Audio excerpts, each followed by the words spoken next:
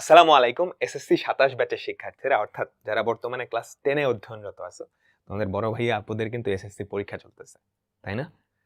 তো তোমাদের পরীক্ষা কিন্তু ডিসেম্বরে হওয়ার কথা।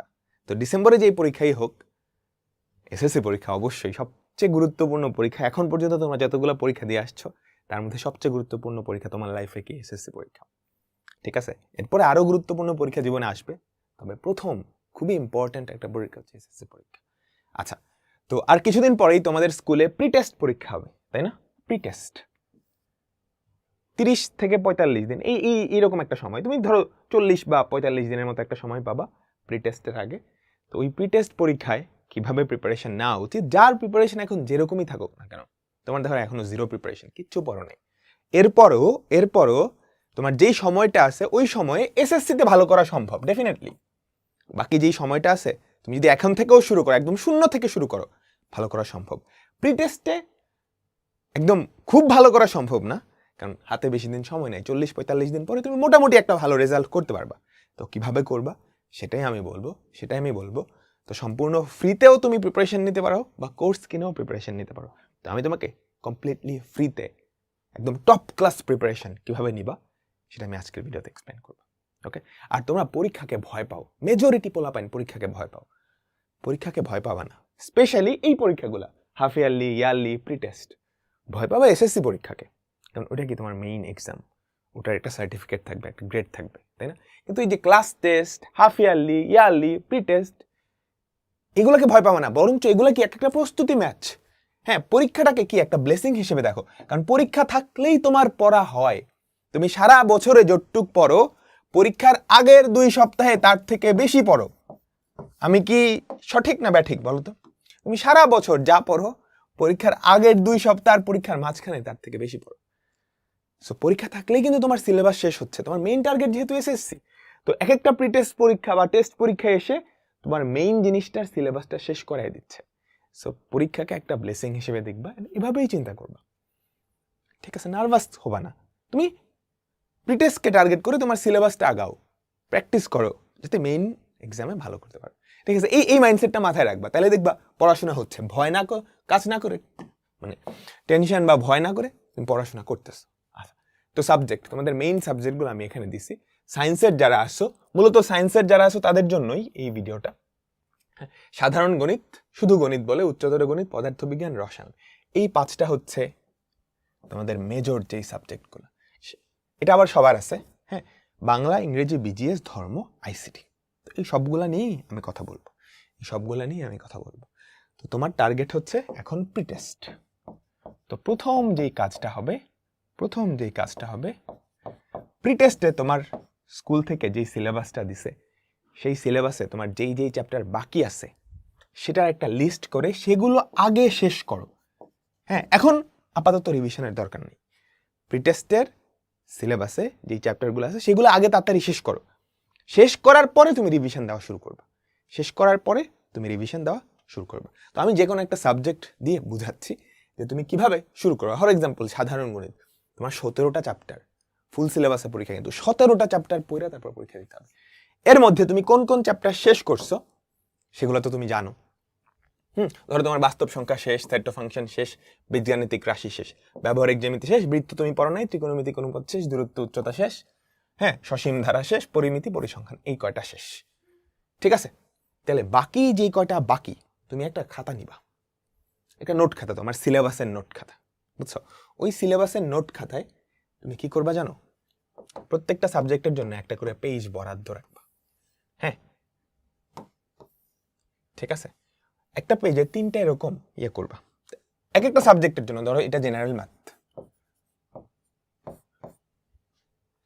প্রথমত শেষ করব কি কি, এখানে কি কি শেষ হয়েছে সেই লিস্টটা তুমি লিখে ফেলবা। ঠিক আছে? যাতে একটা ট্র্যাক থাকে, বা তুমি স্টিকি নোটেও করতে পারো। আর এখানে হচ্ছে অনগোয়িং, তুমি বর্তমানে কোন কোন চ্যাপ্টার পড়তেছো। হ্যাঁ, ধরো তোমার এখন তুমি কি পড়তেছো, ধরো বৃত্ত চ্যাপ্টার পড়তেছো, তো বৃত্ত অনগোয়িং এ থাকবে। আবার মাঝে মাঝে এক একজন 2টা করে চ্যাপ্টারও পড়ে, এটা থাকবে। আর এইখানে হচ্ছে পেন্ডিং গুলা। তো একটা নোট খাতা এটা লিখে ফেলবা, তাহলে সুবিধা কি হবে জানো? প্রত্যেক দিন সকালে যখন তুমি পড়ায় বসবা এই খাতাটা একটু দেখবা, ও তোমাকে একটা রিমাইন্ডার দিবে যে এটা আমার শেষ করা লাগবে, এটা আমার শেষ করা লাগবে। আমি বুঝতে পারছি? সো এরকম একটা নোট খাতা নিয়ে প্রত্যেকটা সাবজেক্টের জন্য এটা রেডি করে ফেলাবা, অ্যান্ড পাশে ছোট্ট একটা টার্গেট দিয়ে রাখতে পারো যেটা তুমি কবের মধ্যে শেষ করবা, কবের মধ্যে শেষ করবা। তাহলে একটা সেলফ রিমাইন্ডার কাজ করবে, একটা সেলফ রিমাইন্ডার কাজ করবে, এটা এই সপ্তাহে পড়বো, এটা সামনের সপ্তাহে পড়বো। এভাবে যখন চলে আসবে তোমার পুরা সিলেবাসটা তোমার সামনে চলে আসছে। অ্যান্ড চেষ্টা করবা বর্তমানে প্রিটেস্টের সিলেবাসে যে কয়টা আছে সেগুলো তাড়াতাড়ি আগে শেষ করতে। চেষ্টা করবা তোমার প্রিটেস্ট এক্সাম যেই দিন শুরু হবে না, বুঝছো, তার অ্যাটলিস্ট 3 থেকে 4 দিন আগে পুরো সিলেবাসটা শেষ করতে।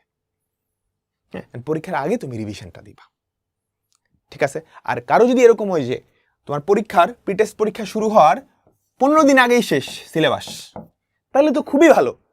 তাহলে বাকি যেই 13 দিন আছে, এই 13 দিনে 13টা সাবজেক্ট তুমি একবার করে রিভিশন দিতে পারবা, পরীক্ষার আগের দিনকে আরেকবার রিভিশন দিতে পারবে। এটা হচ্ছে যারা টপার ওদের জন্য, বুঝছো? তুমি কবের মধ্যে সিলেবাস শেষ করা উচিত? প্রথমত তুমি যদি অ্যাভারেজ হও বা মোটামুটি হও, তাহলে পরীক্ষার 2 দিন আগে ট্রাই করবা সিলেবাস শেষ করার, ঠিক আছে? আর তুমি যদি টপার হও সেক্ষেত্রে চেষ্টা করবা যে পরীক্ষার অ্যাটলিস্ট 15 দিন আগে যাতে সিলেবাস শেষ হয়। তাহলে 15 দিনের মধ্যে তুমি 13 দিন 13টা সাবজেক্ট একদিন করে রিভিশন দিবা, আর যেই 2 দিন বাকি থাকবে সেই 2 দিনে তুমি কি প্রথম সাবজেক্টের প্রিপারেশন নিবা। আমি কি বুঝাইতে পারলাম? আচ্ছা, এখন প্রিপারেশন কেমনে নিবা? প্ল্যানটা কি? তুমি গুছাইছো, এবার কোন একটা চ্যাপ্টার তুমি কিভাবে প্রিপারেশন। ফর এক্সাম্পল আমি ধরলাম বৃত্ত, এটার প্রিপারেশন তুমি কেমনে নিবা? তো তোমাকে যেটা করতে হবে, এই চ্যানেলটাই চলে যেতে হবে, বুঝছো? এই চ্যানেলটাই কাজী রাকিবুল হাসান, এখানে চলে যেতে হবে। এখানে তুমি যদি চলে যাও একটু নিচে নামবা, হ্যাঁ, এখানে দেখো প্রত্যেকটা সাবজেক্টের একটা করে প্লেলিস্ট আছে। হ্যাঁ, তোমাদের সিলেবাসের ম্যাক্সিমাম চ্যাপ্টার এখানে দেওয়া আছে, মেজরিটি যেই চ্যাপ্টারগুলো আছে সেগুলো দেওয়া।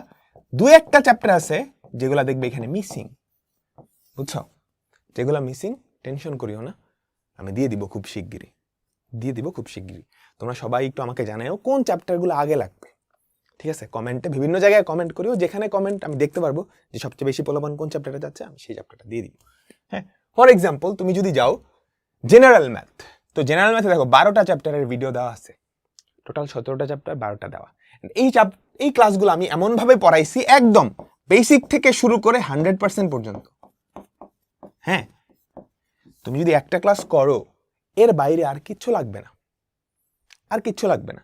আর আমি চেষ্টা করবো যে প্রত্যেকটা সাবজেক্টের গুলো তো ক্লাস ডেডিকেটেড ভাবে প্রত্যেকটা সাবজেক্টের একটা করে সিকিউ ক্লাস দেওয়ার, প্রত্যেকটা চ্যাপ্টারে, বুঝছো? এই ধরো বীজগণিত রাশি, এটার ডেডিকেটেড একটা সিকিউ ক্লাস, একটা এমসিকিউ ক্লাস একসাথে মার্চ করে আমি ধরো ট্রাই করবো। তবে সেটার আগে আপাতত এটা বললেই হবে। ফর এক্সাম্পল ধরো বৃত্তের কথা বলছি, যে বৃত্ত দেখো 4 ঘন্টা 25 মিনিটের একটা ক্লাস, তুমি যদি এই ক্লাসটা করো আল্লাহ দিলে আর জিন্দেগিতে বৃত্ত নিয়ে কোনো গ্যাঞ্জাম থাকবে না। আমি জানি তোমাদের বৃত্ত নিয়ে অনেকের অনেক গ্যাঞ্জাম হয়, তুমি আমার কথা মতো বিশ্বাস করে জাস্ট এই ক্লাসটা করো। 3 মাসে প্রায় 2,12,000 বার দেখা হয়েছে জাস্ট একটা চ্যাপ্টার, জাস্ট একটু করো, তাইলেই তুমি বুঝতে পারবা। এমন কিছু নাই যেটা আমি বাদ দিচ্ছি, ধরে ধরে বই পড়াইছি, এমসিকিউ সলভ করাইছি, সিকিউ সলভ করাইছি। সো আলাদাভাবে CQ class, MCQ class, test paper solving class, হাবি জাবি কিচ্ছু লাগবে না, এক ক্লাসে একদম টাইপ ধরে ধরে। হ্যাঁ, তোমরা দেখবা যে type wise CQ class, type wise MCQ class, ওগুলার থেকে এটা বেশি কি ইফেক্টিভ। কেন? ধরো একটা টাইপ, এই টাইপের কনসেপ্ট তুমি বুঝে গেছো, এখন এই টাইপের সিকিউ, এমসিকিউ, এসকিউ একসাথে সলভ করে ফেলা বেটার না? আলাদা সিকিউ আলাদা এমসিকিউ করতে গিয়ে, তাই না? বুঝছো? বেসিক সিকিউ, এমসিকিউ, এসকিউ সব একসাথে কভার। তুমি জাস্ট করে দেখিও, তোমরা যারা করছে দেখো ওদের কমেন্ট হয়তো তোমরা বুঝতে পারবা। দেখো তোমরা হয়তো জাস্ট একটু কমেন্ট দেখলেই তুমি বুঝতে পারবা যে ওদের এই ক্লাসটা কোয়ালিটি কেমন। তো এটা তো গেল জেনারেল ম্যাথ। সেম ভাবে তুমি বাকি যেই সাবজেক্টগুলো সেগুলোর ক্লাসও পাবা, general math, higher math, biology. তোমরা ভাবতে পারো যে রাকিব ভাই বায়োলজিও পড়ায়, তোমাদের প্রতি আমার একটা রিকোয়েস্ট, জাস্ট একটা বায়োলজি ক্লাস করবা, একটা। বায়োলজি তোমাদের কাছে বোরিং লাগে না? আমি এটা প্রমিস দিচ্ছি যে একটা ক্লাস করার পর বায়োলজি তোমার কাছে বোরিং লাগবে না। এন্ড আমি ধরে ধরে দেখো জীবকোষ ও টিস্যু, এটা নিয়ে অনেকে প্যারা খাও, বুঝছো? যেই চ্যাপ্টারটা তো জীবন পাঠ, হ্যাঁ, তুমি সুন্দর করে দেখবা, আমি বই দাগায়ে দাগায়ে পড়াই দিছি।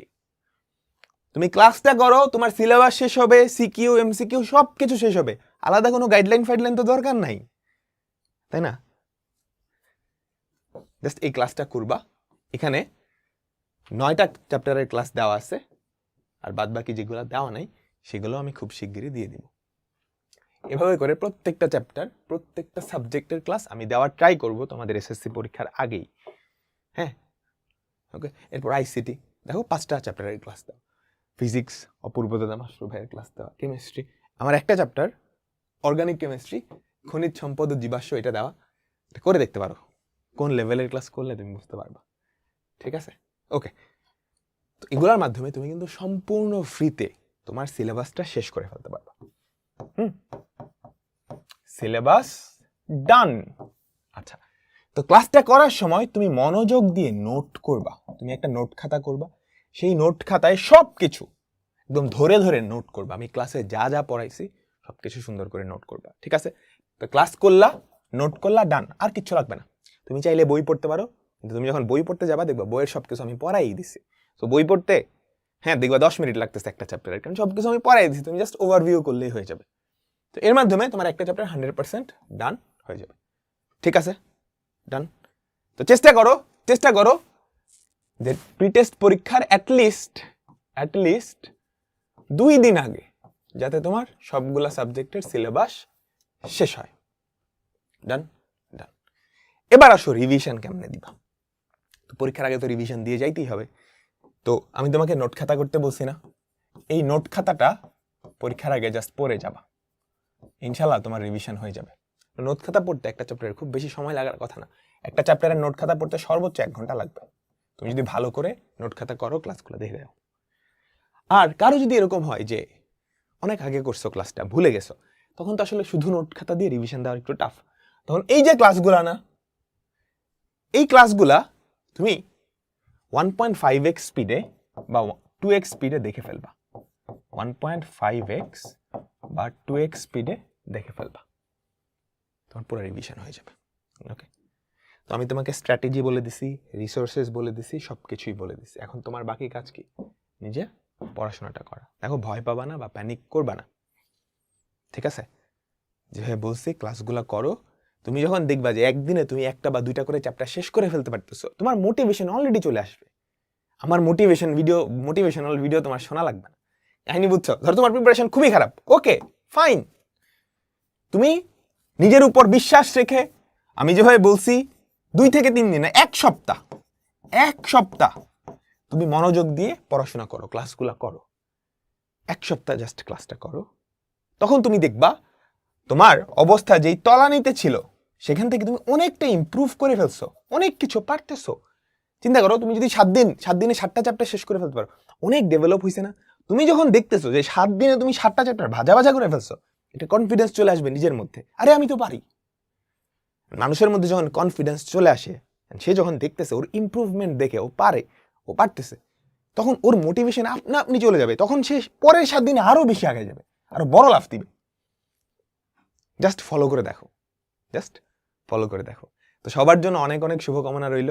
এই ইউটিউব চ্যানেলটায় ভালো করে ফলো করিও, আর আমি কমেন্টে একটা ফেসবুকের গ্রুপের লিঙ্ক দিয়ে দিব, ওখানেও জয়েন করে ফেলো।